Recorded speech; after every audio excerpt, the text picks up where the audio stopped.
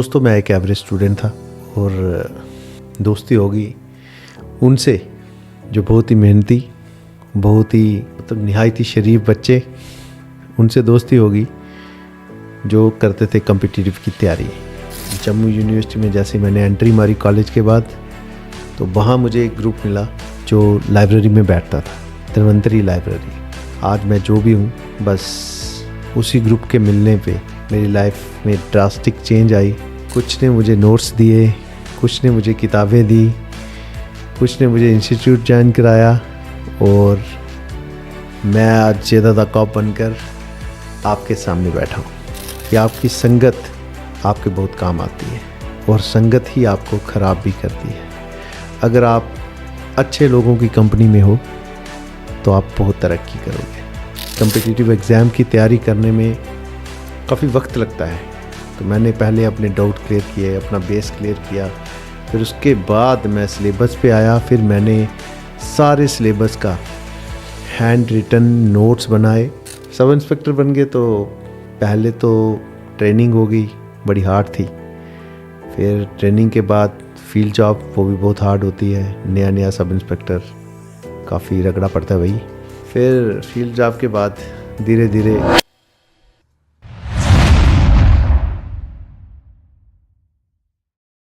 Hello everyone, क्या हाल चाल, कैसे आप सब। मैं आपका फेवरेट जेदादा कॉप आ चुका हूँ नई वीडियो लेके आपके लिए। और ये वीडियो रहेगी मेरी लाइफ जर्नी की तरफ। पहले भी मैंने एक वीडियो बनाई थी जिसमें मैंने अपनी लाइफ की जर्नी शेयर की थी। इसमें मैं स्टार्ट करूँगा अपनी पढ़ाई से। कौन सी पढ़ाई से? कॉम्पिटिटिव एग्ज़ाम की पढ़ाई से। तो दोस्तों मैं एक एवरेज स्टूडेंट था और दोस्ती होगी उनसे जो बहुत ही मेहनती, बहुत ही निहायत ही शरीफ बच्चे, खैर मैं भी था लेकिन उनसे दोस्ती होगी जो करते थे कॉम्पिटिटिव की तैयारी। मैं जम्मू यूनिवर्सिटी में जैसे मैंने एंट्री मारी कॉलेज के बाद, तो वहाँ मुझे एक ग्रुप मिला जो लाइब्रेरी में बैठता था, धन्वंतरी लाइब्रेरी। आज मैं जो भी हूँ, बस उसी ग्रुप के मिलने पे मेरी लाइफ में ड्रास्टिक चेंज आई। मैं बिल्कुल मस्त रहता था, उन्होंने मुझे रास्ता बताया। कुछ ने मुझे नोट्स दिए, कुछ ने मुझे किताबें दी, कुछ ने मुझे इंस्टीट्यूट ज्वाइन कराया और मैं आज जेदादा कॉप बनकर आपके सामने बैठा हूँ। ये बात मैं इसलिए बता रहा हूँ कि आपकी संगत आपके बहुत काम आती है और संगत ही आपको ख़राब भी करती है। अगर आप अच्छे लोगों की कंपनी में हो तो आप बहुत तरक्की करोगे। अगर आप जैसे लोगों के साथ आप रहोगे वैसा बन जाओगे। तो मैं रहा KS IS एस्पिरेंट्स के साथ। मैंने खुद तैयारी की, कॉम्पिटिटिव एग्ज़ाम की तैयारी करने में काफ़ी वक्त लगता है, तो मैंने पहले अपने डाउट क्लियर किए, अपना बेस क्लियर किया, फिर उसके बाद मैं सिलेबस पे आया। फिर मैंने सारे सिलेबस का हैंड रिटन नोट्स बनाए, जो मुझे मेरे फ्रेंड, शायद कोई ना कोई तो मेरी वीडियो देख रहा होगा, जो मुझे जानते हैं धन्वंतरी लाइब्रेरी जम्मू यूनिवर्सिटी से। कुछ KS ऑफिसर हैं, कुछ IAS हैं और कुछ सब इंस्पेक्टर्स भी हैं, कुछ नायब तहसीलदार भी हैं, डिफरेंट रैंक्स पे वो हैं, जजेस भी हैं। तो उनको पता है मैं क्या कह रहा हूँ, क्योंकि हम इकट्ठे थे तो एक दूसरे की मेहनत तो हमें दिखती थी। तो भैया सारा सिलेबस जो उस वक्त का KS के लिए था, तब 2 सब्जेक्ट होते थे, दोनों सब्जेक्ट्स के hand written notes, political science और सोशियोलॉजी, वो मेरे पास अभी भी पड़े हैं। मेरी कॉपीज़ अभी भी मैंने संभाल के रखी है। और GS को भी पी गए थे हम, लेकिन बात ये थी कि हमारी किस्मत में शायद वो नहीं था। तो साथ साथ में हमने SI का एग्ज़ाम दिया, तो SI एग्ज़ाम क्लियर हो गया और हम बन गए सब इंस्पेक्टर बन गए। तो पहले तो ट्रेनिंग हो गई, बड़ी हार्ड थी। फिर ट्रेनिंग के बाद फील्ड जॉब, वो भी बहुत हार्ड होती है। नया नया सब इंस्पेक्टर, काफ़ी रगड़ा पड़ता है भाई। फिर फील्ड जॉब के बाद धीरे धीरे हमें अपने शौक़ पूरे करने का मौका मिला, और ज़िंदगी एक बार ज़िंदगी में आना है तो हमने अपने शौक़ पूरा करना शुरू कर दिया और कंसेप्ट ऑफ वन लाइफ पे चलने लगे।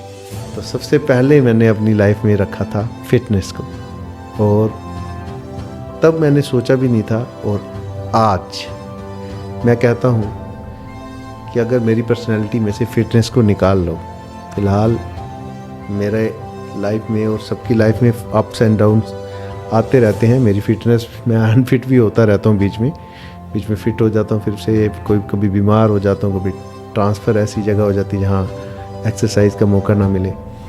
तो फिर भी मैं करता रहता हूँ कोशिश ताकि मैं फ़िट रहूँ। और मैं आपको बताऊँ, फ़िटनेस इतनी ज़रूरी है। और मेरा तो भाई मैं मतलब अगर फ़िटनेस की तरफ नहीं हूँ तो फिर मैं किसी तरफ नहीं हूँ। तो आज याद आता है कि शुक्र है मैंने फ़िटनेस चुनी, फ़िटनेस की साइड गया। आज 2025 चल रहा है ना। 2010 बैच का सब इंस्पेक्टर हूँ मैं, और अब इंस्पेक्टर बने हुए भी मुझे 4 साल हो गए हैं। तो आज तक अगर मैं फ़िट हूँ तो सिर्फ अपनी डेली रूटीन एक्सरसाइजेस की वजह से, और मैं अपनी लाइफ से मतलब रखता हूँ। मैं लोगों की लाइफ में झांकता नहीं, लोगों के प्राइवेट लाइफ के बारे में पता नहीं करता, ना ही मुझे कोई शौक़ है किसी की प्राइवेट लाइफ में दखल अंदाज़ी करने का। यही मैं लोगों से भी चाहता हूँ कि वो मेरे बारे में ऐसा करें, लेकिन ऐसा होता नहीं। हम जब छोटे मतलब यंग एज में, जब कॉलेज टाइम, तो मैं सोचता था कि मैं अच्छा हूँ दुनिया के साथ, दुनिया मेरे साथ अच्छी होगी, लेकिन ऐसा नहीं था। धीरे धीरे मुझे दुनिया का पता लगता रहा, और चलो दुनिया का रंग मुझ पे नहीं चढ़ा, ना मैंने वो रंग अपने ऊपर चढ़ने दिया। मैं जैसा था मैं वैसा रहा। जैसा मेरा नेचर था आज भी वैसा ही है। दुनिया ने मेरे साथ बहुत गेम्स खेली होंगी, लेकिन मैंने आज तक किसी के साथ गेम नहीं खेली भाई। बस इसी का प्राउड है। मैं खिलाड़ी नहीं हूँ, और याद रखना अनाड़ी भी नहीं हूँ। चुप रहता हूँ और लोगों को देखता रहता हूँ कि वो क्या कर रहे हैं, ये सोच कर कि इसे पता नहीं चल रहा। भाई लोग, अब इतना एक्सपीरियंस हो गया लाइफ का, इतनी मैच्योरिटी आ चुकी है कि हम पहली नज़र में आपको पहचान लेते हैं कि आप हमारे हो या नहीं। फिर हम जाने के लिए इसलिए नहीं कहते कि इंसान है भाई, ह्यूमन नेचर है। चलो कभी ना कभी सुधर जाएगा बंदा। कुछ लोग सुधर भी जाते हैं, हमसे मिलते हैं। कई बार कोई हमारा नुकसान करने आता है, वो उल्टा हमारा दोस्त बन के बैठ जाता है। अब नेचर ऐसा है कि कईयों को मैं प्राउड भी लगता हूँ। वो मेरे यूनिवर्सिटी फ्रेंड कहते थे कि फ़र्स्ट लुक में जब आपको देखा तो आप ऐसे लगे बड़े प्राउड में रहते हो। वैसा नहीं है, मेरी पर्सनैलिटी ऐसी है कि अगले को लगता होगा, मैं वैसा हूँ नहीं। अब किसी की कैसी सोच है वो अब चेंज नहीं कर सकते हम। तो मेरे फ्रेंड्स ने कहा कि अगर तेरे से दोस्ती नहीं होती हमारी, हमें तो तेरा पता नहीं चलना था कि तू कैसा बंदा है। तो मैं खुद कहता था कैसा बंदा हूँ मैं, यार तू अच्छा है, लेकिन पहली बार में हमें नहीं लगा, हमें लगा ऐसे कोई अकड़ू बंदा है। और उसके बाद आज तक मुझे कई लोगों ने ऐसा कहा। मैंने कहा यार हर चीज़ मुझ में हो सकती है, लेकिन अकड़ किस बात की यार। अकड़ जिंदा इंसान में नहीं होती, अकड़ मुर्दों के लिए बनी है, वो अकड़ते हैं। दूसरा, खुदा की दी हुई ज़िंदगी है। किसी की 100 साल है, किसी की 10 साल है, किसी की 2 साल है, और हमारी कितनी बची है हमें पता नहीं। किस बात की अकड़, क्या है हमारे पास? जिसके पास खुद की सांसें ना हो, जिसके पास खुद का जिस्म ना हो, जिसके पास खुद का कुछ भी नहीं हो, सब खुदा का हो, वो किस बात के लिए अकड़ेगा? ये रैंक्स, ये फिटनेस, ये जो भी है, ये घर, ये गाड़ियाँ, ये सब खुदा ने दी है। एक इशारे से वो सब छीन लेगा, और पता भी नहीं चलेगा कि कब हम आसमान से सीधा मिट्टी में मिल गए। और आखिर में ये कहूँगा कि आखिर जाना तो हमें मिट्टी में ही है, इसलिए ज़मीन मत छोड़िए। आसमान की तरफ देखिए मगर ज़मीन को मत छोड़िए। ज़मीन पे पाँव जड़े रखिए, ताकि ज़मीन से जुड़े रहोगे तो आपको फ़ायदा ही होगा, नुकसान नहीं। बाकी आजकल यंगस्टर्स को देखता हूँ मैं, कुछ यंगस्टर्स ऐसे हैं मैंने देखा उनके स्वभाव में चेंज आया है। जैसे किसी यंगस्टर के अगर मेरे से इंस्टाग्राम में फॉलोअर ज़्यादा होंगे तो वो मुझसे सलाम करना पसंद नहीं करेगा। जैसे कोई यंगस्टर मेरे से रैंक में बड़ा होगा, मतलब उसको पता भी है ये कौन है, तो वो मुझसे बात नहीं करना चाहेगा। ऐसी सोच वाले लोग कभी तरक्की नहीं कर सकते। और हाँ, उनके पास रैंक भी होगा, उनके पास फॉलोअर्स भी होंगे, लेकिन उनकी तरफ खुदा की मदद कभी नहीं होगी। हाँ, मैं मानता हूँ खुदा की मर्जी के बिना पत्ता नहीं हिलता, लेकिन अगर हमें कुछ मिल जाए हमें एटीट्यूड नहीं दिखाना चाहिए, क्योंकि सब कुछ खुदा का है, हमारा कुछ भी नहीं है। बाकी आप खुदा को, भगवान को, भाई गुरु को, जिसको भी आप मानते हो, वैसे तो मेरे लिए तो एक ही बात है, देखो हम इंसान हैं, सबसे पहले हम इंसान हैं। आप अभी मेरे हाथ को यहाँ से कट करो, रेड ब्लड निकलेगा। अगर ग्रीन निकला, जब ब्लू निकला, तो मैं अपने हिंदू भाइयों से अलग हूँ, तो मैं अपने क्रिश्चियन भाइयों से भी अलग हूँ, तो मैं सिख भाइयों से भी अलग हूँ।